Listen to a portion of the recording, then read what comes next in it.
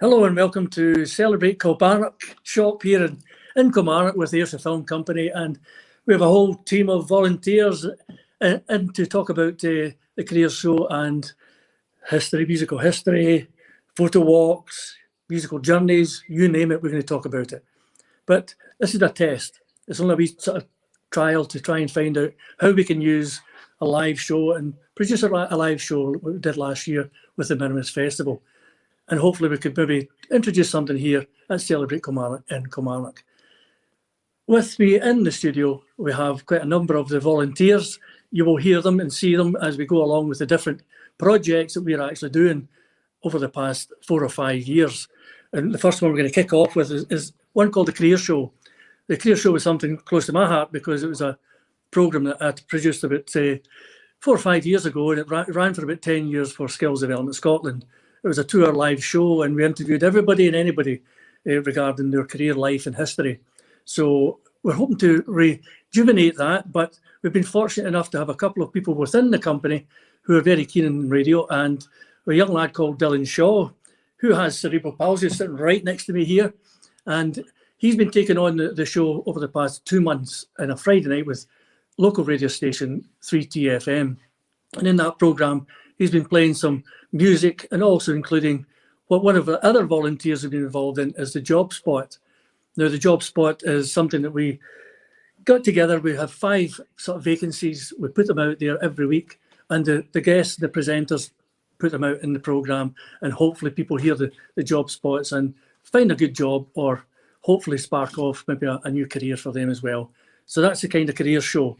So what we're going to do is we're going to pass over to some of the guys. And I think what we'll kick off with is young Dylan, I think. Dylan, tell us a bit about the show itself. You've been up there in 3TFM and you've been doing your show. Yes, I have. It's really quite difficult at times because it's hard to try to run. I've been working through the COVID, the COVID crisis, because obviously we've been in lockdown for a while.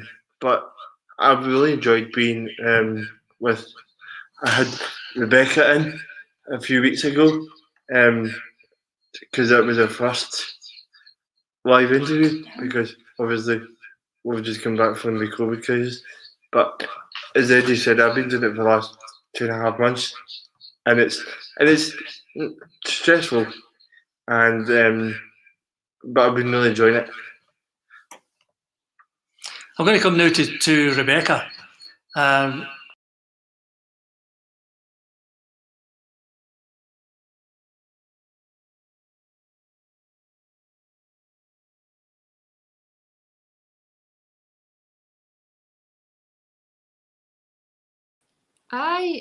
Jim was a lovely guy. It was great to kind of hang up with Andrew to kind of interview him. He was a really insightful guy, and he always talked about his football in a lot of passion, you know, and that's always great. You want to hear that from people, and it's really motivation to younger players who are kind of inspired, especially in goalkeeping, because I feel like that's a sort of sport that kind of, well, not a sport, but a sort of position that kind of goes undermined a lot of the time in football. But he spoke so passionately, and I think that's what you're wanting. That's what you kind of want to talk to people about, and that's the power of the career show and stuff like that, because it shows you people who enjoy what they do and enjoy their work, and you know, they enjoy their hobbies and everything like that. And I think working with Andrew and getting that interview with Jim, it was a really insightful interview, and I was happy to do that with Andrew and with Jim. Great guy. There's quite a number of interviews we've done over the past few months. Mm-hmm. Jim was the one that, to me, stuck out. It was an excellent interview with him. Mm-hmm. And he's got a book coming out quite soon as well. Yeah, he does. So hopefully we're going to be plugging that book and maybe get a wee sort of read at it and find out more about his life and career within football. Other things that we've done as well, one of our volunteers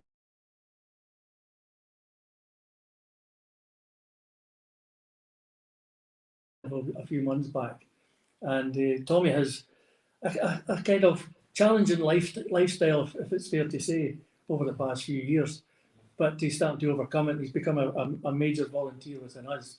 Tommy played football for Morton. Unfortunately, he had bulimia, I think it was, and he's been involved with the charity called BEAT, that's B-EAT, And Tommy, there's a lot of work, for these people, and hopefully in the near future we're working on a programme with Winton Rovers.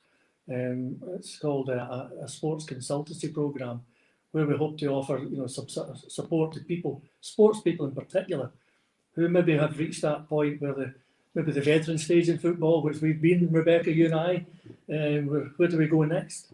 Or you've been injured in football, and what happens then? Or you've maybe been a young player who's maybe been sort of let down by a senior club, and you're no longer going to play in the pro sort of match. So what do you do next? So that's an area we're going to sort of work on over the next few months. Also, we're going to have a wee sort of look at Hayley Anderson. Hayley, who can't be with us today, she travels from East Kilbride.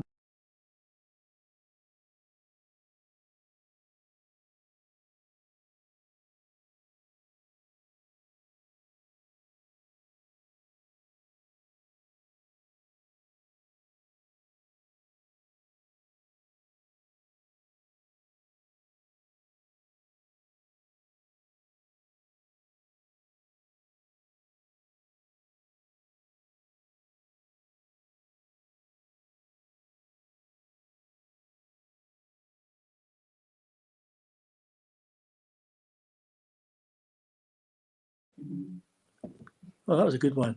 As soon as I went away. There should have been a career show clip before the musical turned a bit as well. Well, we can get the career show clip on. Right, okay. Wait a minute. Could you give me a an good insight pattern win to for nothing. your childhood in those days? Well, we didn't have a lot of money to play with, and our toys were usually homemade.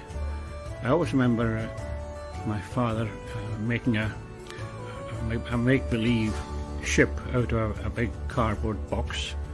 I put a mast on it and a derrick, and I used to haul little buckets of peat dust from the ship ashore and so on. I had a lot of sailing toy boats. My father was very good at making little wooden boats. And then as I grew older, we used to make boats out of the iris leaf. The flag iris has a lovely long leaf, and you can fold it with an imitation sail, and it sails beautifully. And in fact, I've written a song that's called My Little Iris Leaf Boatie. It's in Gaelic. Long Vic Alistair in Gaelic. Of course, we always, when we're quite young, we used to help at the peat, stacking it, and then as I grew older, I used to help to carry it home with my father. Coming home from the peat bank, the peat bank was a good mile away from us, and I would have a small bundle on my back, and my father would have a biggish creel of peat, and we used to sit on a bank there and survey taking a rest and surveying we could see the whole of the village from one end to the other. Timer at the bottom, just to show how long it's Come left. back to you. We just saw a video of John Angus MacLeod now. That was an interview I did about probably 8 or 9 years ago. I met John Angus up at a Gaelic convention. He was one of the sort of leaders with the Gaelic. Sadly, John passed away. I mean, John came from up in Skye there, but his residence was in Largs the last time I met him. And we had an interview and we sat and chatted, and what a fascinating chap John was. It's one of these sort of interviews I've been using with most of the crew as an example of what you can do. I mean, some people tend to think like a career show, you're just going to talk about life and career, about footballers or whatever else, but I was invited along to the Gaelic convention and met some really interesting people. And actually there was a lady called Maggie McInnes, who was a famous Clarsach player. Now, hopefully I've got that right. Now, Maggie McInnes was well known in the BBC. She had a show in the BBC Radio Scotland on a Sunday night, and I had the pleasure of meeting her in Kilwinning, believe it or not. And we sat down and had a great interview with Maggie, talking about her life and career within the Gaelic music sort of industry. So the diversity is what we're looking for, and that's what we're trying to teach people within the volunteers here at Ayrshire Film Company and all the projects we're involved in. So Rebecca there, I'm sorry you didn't hear much about we chatted about earlier on there. But Rebecca, you had a wee interview with Jim Marner. Now, Jim Marner was a goalkeeper, and fortunately enough, we tracked him down, and we had a great interview with you and Andrew. Can you tell us a bit more about that?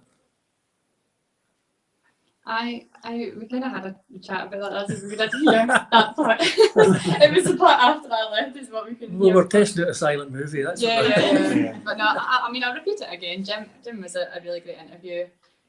Just for anyone who's joining on, Jim Marner, Cabani, Leaside legend, goalkeeper.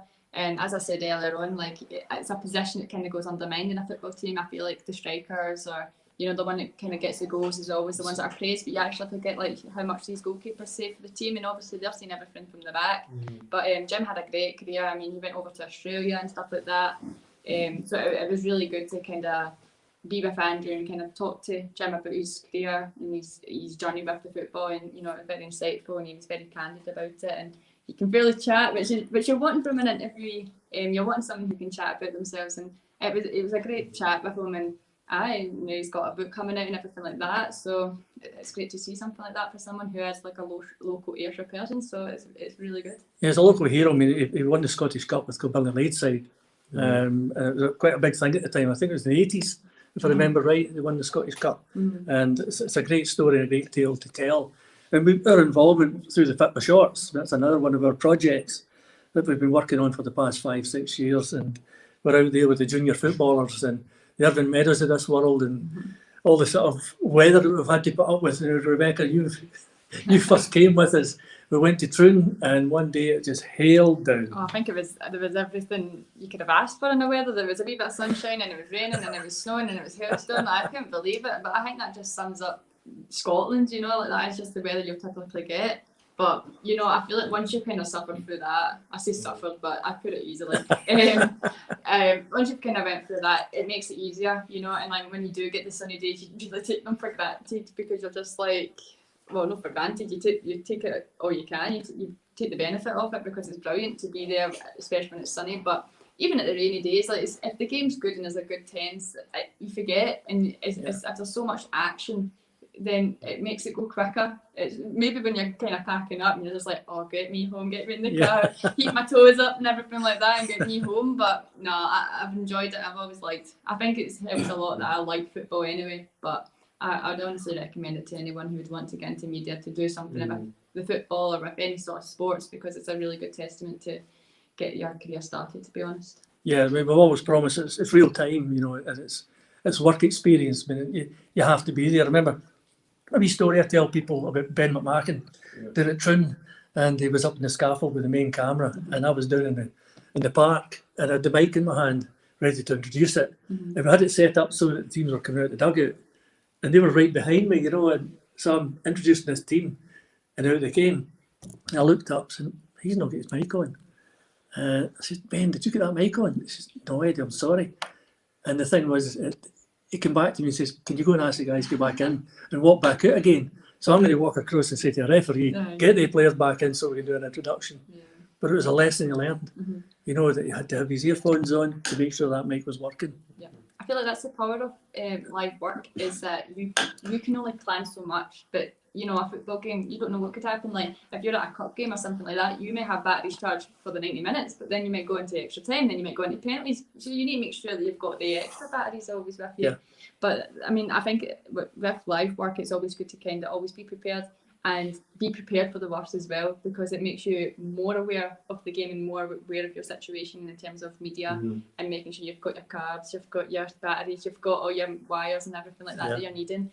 But yeah, live work it's a great lesson, but it's also, you need to, react under pressure is a big key moment of it. I'm going to come to Cameron in a wee second. But Cameron, you tell us about that day down at Glenafton with Irvine Meadow, and remember the weather we had. Is my mic right? Is my camera right? Yes.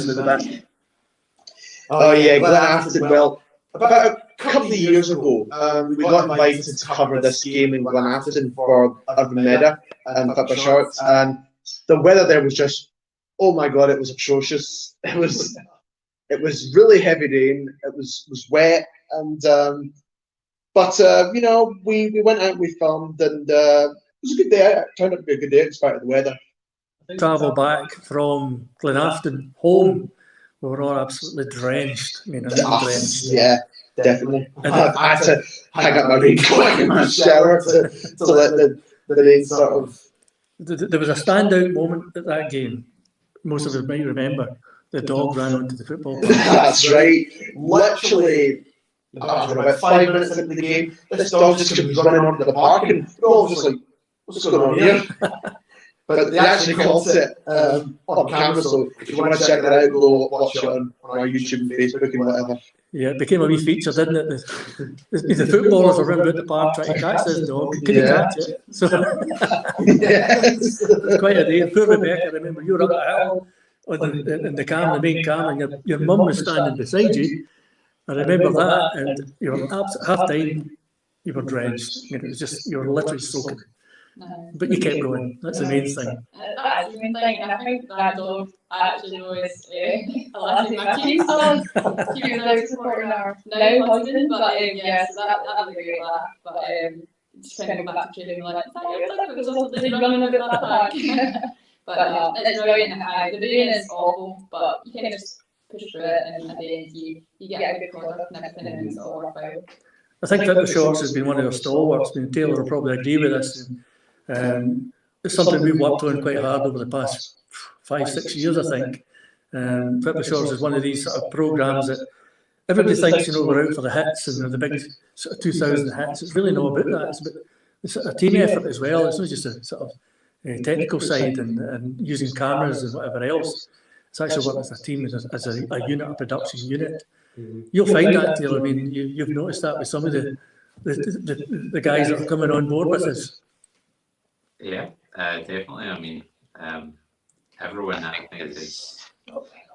I think has come on board with us, you know, volunteered with us, especially through Fit the Shorts, has come on an absolute ton. You know what I mean? A lot of skills required, as Rebecca says. There's nothing quite like the pressure of a live football match, especially when it's a cup game. And you know, you've done a few of them when it's been like Halo with it. Oh yeah. I mean, they absolutely love that, and you can understand what a run they had, but the learning experience, you know, that gives the volunteers is superb, you know. So we've seen quite a few go on, and I'm sure plenty more to come as well. Yeah, and Colin sitting beside you there. I mean, Colin, you've recently come on board with the football. Yeah. And your first sort of real sort of sojourn into the game was up at Rugby Park, remember? Oh, it was amazing. It's always been a place that's been quite close to my heart. And I mean, I went to Kilmarnock games since I was like kind of 9 with my grandpa, and it was such a wholesome experience being able to go in and film the Kilmarnock games. The other thing as well, Colin, I mean, filming wasn't your thing, photography is mainly yours. Yeah, sort of thing. I mean, I love my photography. I'm actually doing photography at college just now. And it was a way of practicing my film, getting involved with you guys. Yeah, the filming side of it, you've actually taken to it now. You're starting to I'm film really quite a bit. enjoying it, aye. And I just got a new 4K camera, so I'm really looking forward to improving my skills. And it's a great cause to be part of. It really does open doors. Really enjoying being part of the Ayrshire Film Company. And I'm going to put you right in the spot because you're doing that Scotland strip right now. Predictions. It's going to be a tough one. I'm going to be as biased as the BBC. I'm going to say 2-1 to Scotland. 2-1 to Scotland? 2-1 to Scotland. Okay. I might say a 2-all.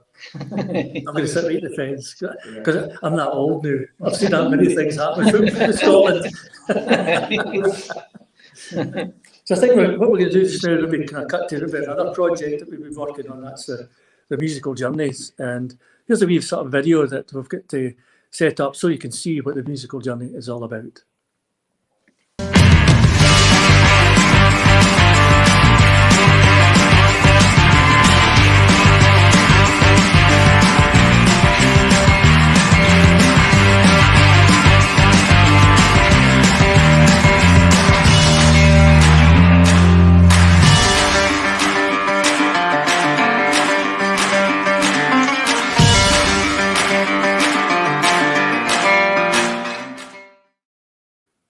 You just saw there that it's on a Friday night, and we've got a young lady called Hayley Anderson, who's not with us today, but I'll speak up for Hayley. We come up with the idea of contacting local bands and other people as well to in particular performance, and get them on the show and talk about their life and career and how they actually get into music. So we came up with the idea of the musical journey, and one of the musical journey sort of programs that I really liked was one by a band called Binky Blue. Now, we stumbled on them. It was Hayley and I were going through Facebook looking for bands to interview, and we stumbled on this Binky Blue. And it's a young lady and a young man who stood right against the wall. One had a fiddle and the other was playing the guitar. And it was a kind of unusual style of folk music. So we decided to contact them, and they've been terrific. And fortunate enough with them, they've decided that they'd like to support the Minimus virtual TV that's coming up late August, that we'll be producing and broadcasting over that sort of period. So they're going to be part of these sort of programmes that we're going to put out at 12 o'clock that we did last year with the Minimus virtual TV. But it's something else that we're going to sort of develop as we go along. We want more bands. And you just heard Colin there, who was on earlier on. And Colin's got his own show with KT Radio. But I'm going to turn to Colin just now to talk about maybe some of the bands that we could probably tap into locally, Colin. Aye, I mean, Ayrshire's probably one of the kind of thriving music industry just now. I mean, you've got the likes of Colin, you've got William the Wild Horse, you've got Really Jiggered from Greenock. I mean, they're one of my favourite kind of live bands. I mean, they're Celtic rock, and they really do get the crowd going anywhere they go. I've seen them a few times at the Viking Festival over the years. You've also got Dream Kids, big fan, Muddy Baxter, the drummer. He's been in countless bands. So, I mean, I just love supporting the Ayrshire music side of things on its own. There's so many talented artists out there. Yeah, I mean, I've noticed over the years, I mean, I had Cullen on one time when they first arrived. I'll tell you a good story about Cullen. I was their careers advisor in Greenwood Academy. That's true. All four were there. I think their first name was called Wake the Dead. Oh, right. That was their first name. And I remember I had a wee office at Greenwood Academy. It was a wee careers office. And I get this door chap, and they knew I was into music. I did the radio at the time. And they popped in and says, Mr. Gemmell, could I speak to you about music? I said, yeah, what is it? What do you? He says, could you be our manager? You know, I said, what? Me manage a band? I said, no. But I said, I'll encourage it. So we came into the studio, they did a wee sort of live sort of stuff in the studio, whatever else. And it was just growing. I mean, they're all local people from, I think it's Irvine, mainly they come from. Yeah. And they've just grown and grown and grown. The last I heard, they were backing up. I think it was, what's a big band that was in the hits in the 80s. Oh God, my head's away. No, it's away, it's gone. I nearly had their name there. And I would have probably played it, and that'd have been it. But anyway, they backed up this big band, and it was at Hampden Park. And they contacted me that night to let me know they were there. And I was, God, Lord, it's unbelievable what happened. But again, it's the idea of the career show, what it does. You know, it gets that, we've got broadcast it. And you probably saw there when we broadcasted it there on a Friday night. We got young Dylan here, who's got his show on a Friday night, plays a lot of good music. And hopefully through time, Dylan, we're going to get you with some bands coming in. Yeah, I'm looking forward to that, to put my own show forward and helping out with the live band. Like Teddy said, I hope to have not as many local bands, try and keep it local, but I can have as many bands as you want. As Eddie said, I'm actually working tonight on 3DFM for Eddie tonight, and I'm loving it. I'm actually loving having my own show. So it's came up because I would never, ever thought I'd do live stuff until obviously Eddie threw me in the deep end. Yeah. I mean, I always feel that when you go to college and places like that, yeah, you can learn the theory and all the other sort of areas, but the kind of reality sort of side of things is actually being thrown into the deep end. Now, here we are, we're all thrown into the deep end here, testing out a live show. And we've had our mistakes and we've had a wee sort of problems here and there. But the thing is, you just keep going. And it's the old saying, the show has to continue. It's the wonders of life. Yeah. And if somebody walked in here with a guitar just now and they sat down in a corner, we could just turn to them and say, play your guitar, give us a song. And that's the idea of it. I can put an example. Like, I was in the studio about 2 weeks ago, and the whole system crashed. I was like, what do I do? Because I'm not used to that. So I had to go to Werner in the studio and get CDs and wait till the computer rebooted itself. Do it the old-fashioned way. Yeah. But I think, Dylan, you came to me 6-7 months ago, I think it was, and I remember we chatted about doing broadcasting, and you were told you would never do it. No. Is that right? Yeah. A lot of people gave you a hard time. I was actually getting really bad feedback when I was younger, saying, because obviously Eddie said earlier, I've got cerebral palsy, so people were taking. I'm not going to swear here, but people were taking the mickey at me. And I thought, well done, Dylan. That's good. Mickey. But I thought, I'm going to try. And look at me now. Because this man here is boundaries, which I've overcome because of people telling me I can do it, which I feel grateful for, having the support out there for me, especially because at primary school I would always be told I'm not capable of doing such a thing. But if people were to see me now that was in school with me, they'll probably see a different side of me. Yeah, definitely.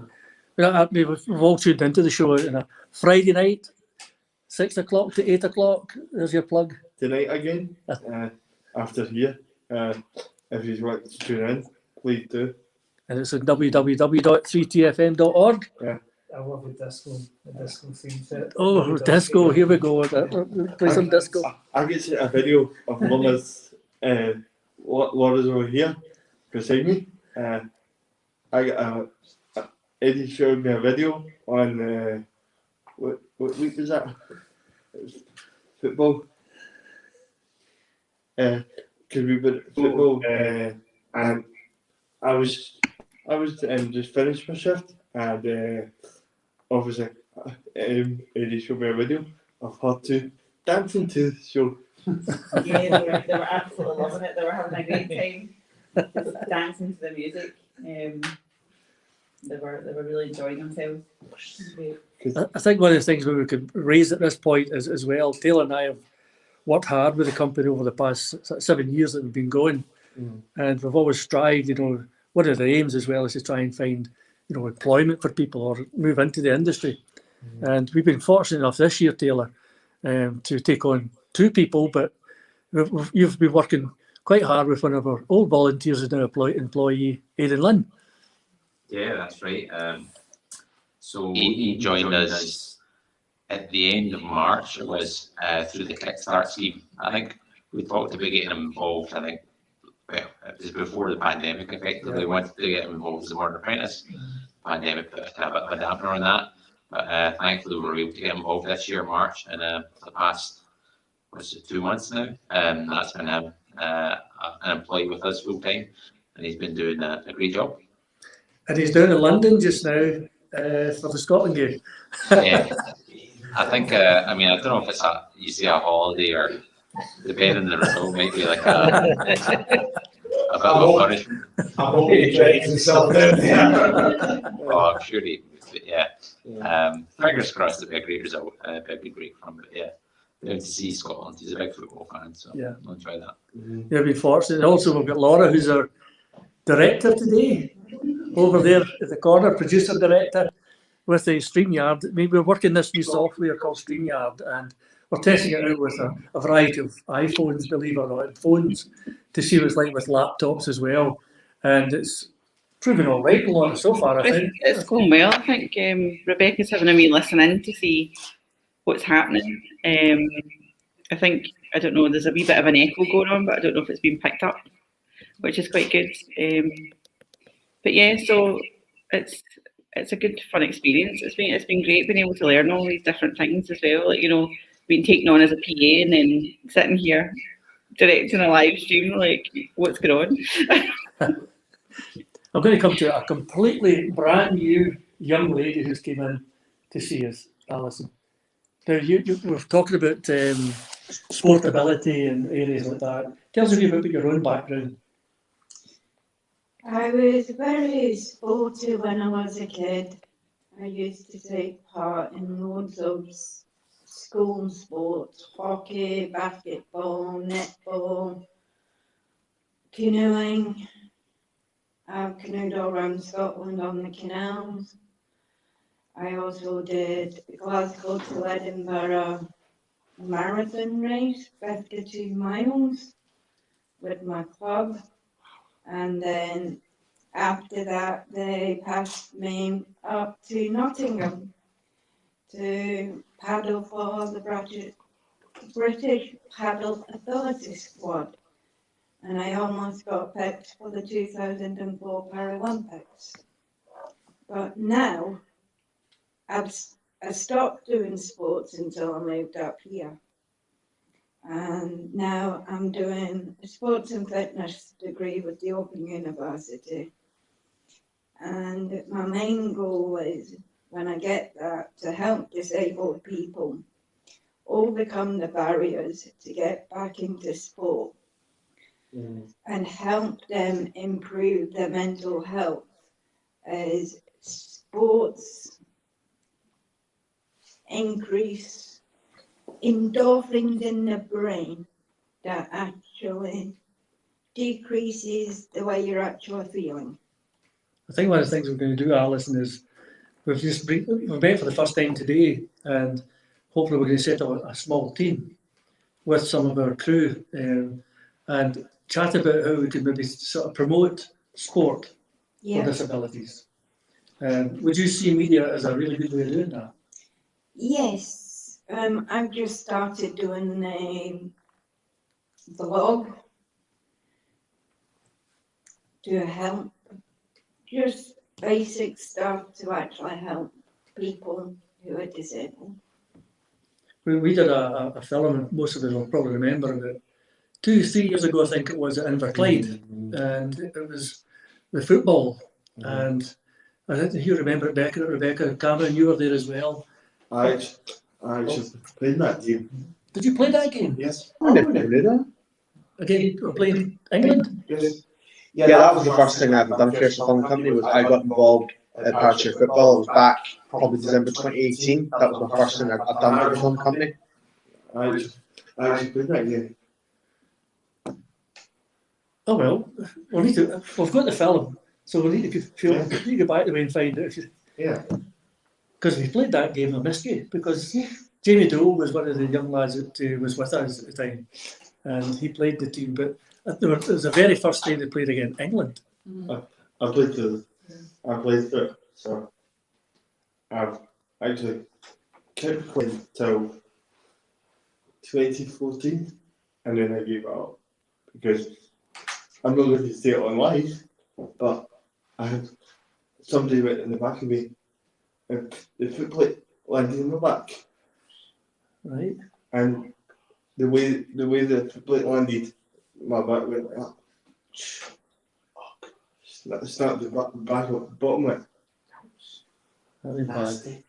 It was nasty. Yeah, I mean, that's bad enough, isn't it? Game we playing as well. But I think the Ayrshire game we had, I mean, Dylan, just to let you know what we did that day, was a full documentary we did. We followed the Scotland team. They were playing an English team.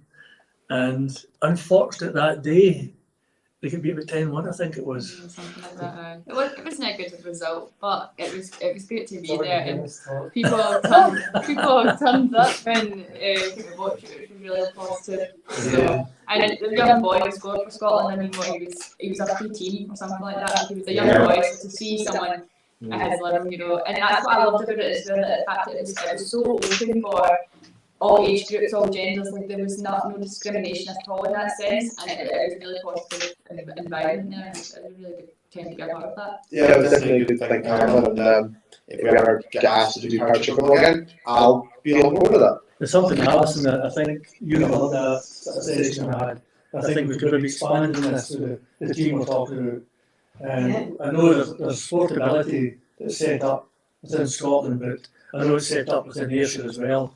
And I think that's maybe a contact we start contacting for yourself to set that up. What do you think about that? Yeah, that would be good. I'm also involved in the walking netball group at the portal. I've heard that. And I'm going to try and help out with the walking football group there as well. Okay.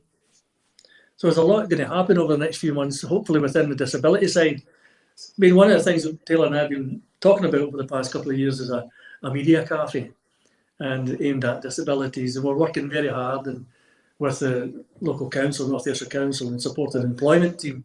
And hopefully over the next year or so, we can fulfil that dream. But for the time being, we achieved some money from the big lottery. The National Lottery. The National Lottery, keep it right, yes. It's almost £10,000 we received, and it's already started. It's a pilot we're going to run for a few months. Rebecca Galt and myself are kind of heading that for the time being. We're working quite hard, and StreamYard, this software that we've got just now, is one of the softwares going to be using with the teams and groups that we're going to be working with. Mm-hmm. Fortunate enough, we've got the Everton Youth Forum who we'll be working with, and also we'll have the support employment team. But fortunate enough as well, I've had major conversations with the Job Centre, who are very keen to work with the job sort of spot idea that Laura's been working on. And also the other sort of software we're looking at as well, for in particular with the impairment team in North Ayrshire with Danny Sweeney. We're looking at the Script, which is a terrific software for people with, in particular, hearing impairment. But it's also a very good literacy sort of tool that we can use.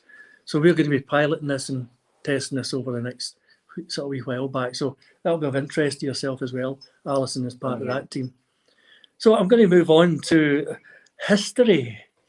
Now, believe it or not, we achieved some funding, I think it was, from the... Taylor, maybe you'd better say, is it the Heritage Fund? Yeah, well, that was a long time ago, but basically the History Project is an idea that was based off of Aidan, who we mentioned previously. For his college unit, he'd done a short film about the history of Saltcoats. It's called Saltcoats by the Sea. And I think he's got over 10,000 hits on it, and from all over the world, people commenting and saying about Saltcoats and the memories they had there and the relatives. So based on that, we come up with this concept of going through all Ayrshire towns and villages and document the history and showing old photos and keeping those memories alive and keeping the conversation going. So we did History of Ardrossan for the first one in the series, and we released that maybe last month or maybe 6 weeks ago, I think. And it was really positive. So now we're working on a couple more episodes in the series. I think the next one we're looking at is Kilmarnock. So that's in development now and should be out within a few weeks, hopefully. Terrific. I mean, it was also, it was plugged in the Ardrossan Saltcoats Herald as well. It did really well. A lot of views as well for a very popular programme. Also, the other sort of one as well we did recently is Rebecca's with the Minmas. And now there's a big argument, is it Murmas or Marymas? And you've heard that often enough, Rebecca, when you've been doing the project. How have you enjoyed that project? Oh, I absolutely loved it. I think, like, when we first kind of started it, I know the crew here all did it in about 2018 when we really got involved with the filming and everything like that. But I came in the next year in 2019 and I was just blown away. It was absolutely incredible. I think for living only 10 minutes away from Irvine and not knowing all that went on, like I knew of Murmas, I knew that there was a fair. I didn't realise the amount of history behind it. I didn't realise any of the traditions behind it. So after that year of like doing it and kind of meeting all the people and hearing all their stories, I was like, this needs to be shown more. Like, this is something that could definitely go on your BBC Scotland and everything like that.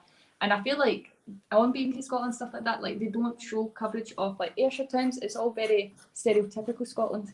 And I think that's kind of aim I went in with when I was doing my project for my university thing, to kind of, you know what, I want to show what this is all about. Okay, it was only 15 minutes, but it was a definite pilot of hearing the people and hearing the people involved. You know, I spoke with the province of Ian Clarkson, I spoke with Captain Danny Kea, spoke with all those involved, the likes of Laura, the likes of Emma, who was the Queen that I interviewed, and they were all so insightful, and they all talked about with such happiness and such joy, and that's exactly the essence of Muddimus has brought to the community of Irvine, and I just kind of wanted to capture that and put it out. So I think doing that, it was a pre-pilot, but I think what we could do now as a company, that we could make something so much more in-depth about it, and, you know, really strip back the Muddimus and go back from the beginning, or as far as the beginning we can get, and just go in a timeline and kind of just talk to everyone, because you hear that. What I liked what Laura said is the fact that, you know, the Muddimus is for the people, you know, and the Provost said it as well, like what makes the Muddimus is the people. They are the asset of the Muddimus, and without them you wouldn't have it. And obviously it's been difficult the last year and this year that we've obviously had to do it virtual, but hopefully we can make it a good documentary so that it comes out in 2022 and everyone's buzzing and everyone's ready and they're all getting dressed up and everything like that. And I think that's a really good thing about it, and just seeing everyone back together again and making it bigger and better as every year, and you can see that all the committee behind them, like behind the scenes, are doing that, and you know, they're all very ambitious and they can see it going so much further, and I think that's a great thing to happen. I didn't even know that existed. It's something the crew, I know, over the past 2 years to 3 years, we got involved in the very first Muddimus. It was the real one. There was no virtuality. It was terrific. And you discovered it was a 10-day festival. I remember you sitting at the greasy pole, and you were absolutely exhausted. That was a long day. But in my defence, I was then also travelling up to Aberdeen after it, and I was just dreading that journey. But Speaking of greasy pole, we were filming up. This was 2019, I think, and Mark, who's one of our volunteers, I don't think he's not here today, but him and the other Aiden were filming at the side, and these guys slipped off, and a bit of the grease went on Mark's new hoodie that he got from, I think, a foreign country or something like that. It was a terrific sort of week, or 10 days it was, and we were fortunate enough at a wee shop where we could set up a studio, and we had all the live interviews at 12 o'clock, and live bands and people like that come in. It was a great experience. And fortunate enough, the Minimus people, the committee themselves, have been in touch and kept it going through a virtual, because of the pandemic. Last year we had to cancel it, and this year we've had to cancel this year's as well. But we're going to be there producing programmes like this in the future. So we're all buzzing, and I know everybody enjoys the Minimus. You can see the amount of people who love it. Like, see, as soon as they put up that post about it unfortunately not going ahead, is the way they would love it to go, and you saw everyone like reacting to it, and you just see how much of a proud part it is, because although it is a tradition in Irvine, it's traditions for individuals as well, like their families and what they do during that 12 days or so. Muddimus, they all have their own traditions with their families and that, and as they all say, it is like it's a new Happy New Year, basically. It's a new year celebration in Irvine, so it's great to see. I just love being a part of that, and I just love the history behind it as well. So. Yeah, definitely. I can agree with Becca. It's like a Happy New Year celebration, but in like the summer. So yeah, definitely, and hopefully next year, once we're all kind of back to normal, we'll have a proper Muddimus festival, I hope. I mean, if you get a chance at all, go on. I know it sounds weird, but it's called the Graveyard sort of walk tour with a chap called Billy Kerr. It's a terrific sort of insight to the history of Irvine itself and in other areas. I was there the other day. I was there a couple of years ago, but I'd never ever thought how popular it was until I was there. But hopefully I will be involved in the filming side. Oh yeah, you'll definitely be involved this year, because we've actually got the timetable set up, so we're ready and ready to go. But we're going to come to, I think it's a final sort of video clip. We've had a programme we tested a wee while ago with one of our volunteers, and came up with the idea of having a photo walk, a photography walk. And they went along to Eglinton Country Park. And I think you guys, I know Cameron and Colin were there. Yeah, we were there that day, yeah. Certainly enjoyed it. So let's have a wee look at a wee video of what the guys did that day. Am I going to volunteer myself? I'm volunteering myself again. Right, somebody watch my bag and don't let me forget it like last time.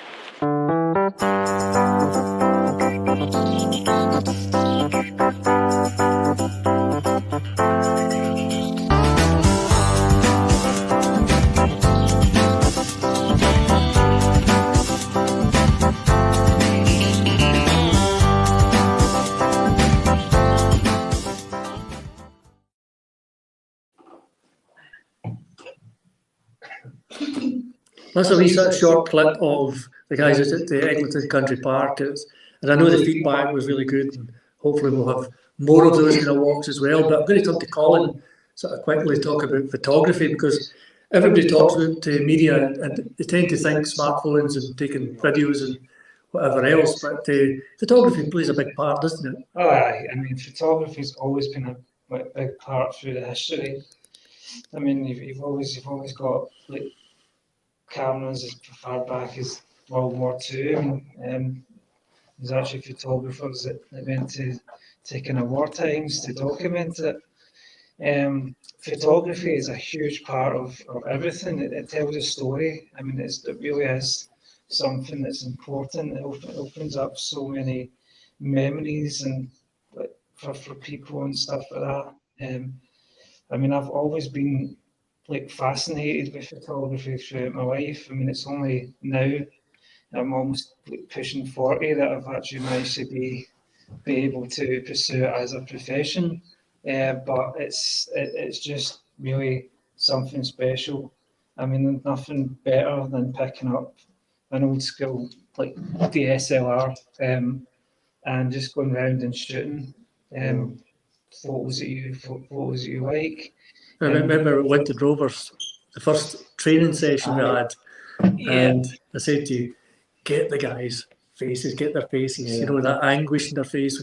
The first training session back after a while. That was fun. Oh, the pictures were great. I mean, you've actually just seen the difference between the youngsters and the older ones. Definitely. There on screen. It must have been really embarrassing for us. So I do apologise to Joss and Winton if my photos did offend anyways. Then Well, no, but honestly, they were terrific. I mean, it was you and Haley at the time. I said to the pair of you at the time, I said, look, get these guys right, because it's their first training session back. They're going to be exhausted. They're going to be raging. And you captured it. It was terrific to see. In fact, speaking of Winton Rovers, we've got a new Facebook page set up with Winton Rovers called Winton TV. You can go check it out on Facebook. We post all sorts of content from interviewing players to clips of our games, so you can check that out on our Facebook page, Winton TV. That's terrific. You know, it's been set up by the crew themselves, and we've met with Winton Rovers over the past few months to do a lot of interviews, because I've been improving my interview skills, because earlier I said I've been doing my own radio show, and thanks to Winton Rovers for letting me have that opportunity, for having to interview the players, interview the manager, and get feedback. I remember your face the first time I told you to go and do it. When Stevie Wilson, the manager, came along, and I think we put him next to the dugout. And says, right, in you go, you're going to start interviewing. And again, it's getting back to that point we made earlier. It's just getting chucked in there and get on with it and learn from the mistakes. It's the best way. That's just how life works. Yes. Yeah. It's better to be thrown in the deep end instead of kind of always holding back, because you're not going to learn anything that way, you know. No, you're not. And at the end of it, you might go, oh, I made mistakes and that, but then you can watch it back and you go, you know what, it wasn't that bad, I'll just go to the next one knowing that I need to fix this and you can maybe change this up. I've been over the last few weeks, I've been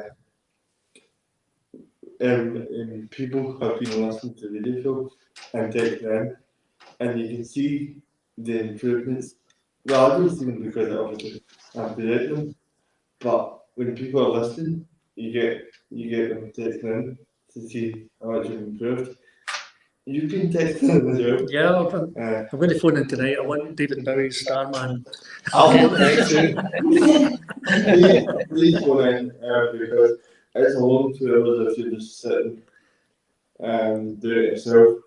I think the key thing, Dylan, is that you're learning the technical side, which is how to use the board, and also to use the screens for your jingles and areas like that. Because I know, because you've got cerebral palsy, and I've talked about this quite a bit, that some of the sort of things that you tend to try to do within the system you can't do. Cerebral palsy is limited affects not everybody.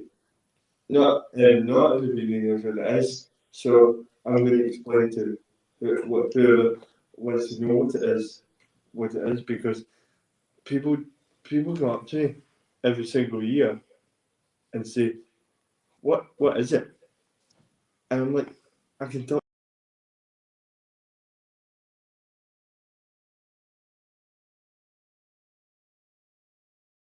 Eddie, who sit beside me, for example, can walk, but some days I can be really tired, and sometimes my muscles can end up being very sore, and people think that I'm just being lazy, but it's not a case of that.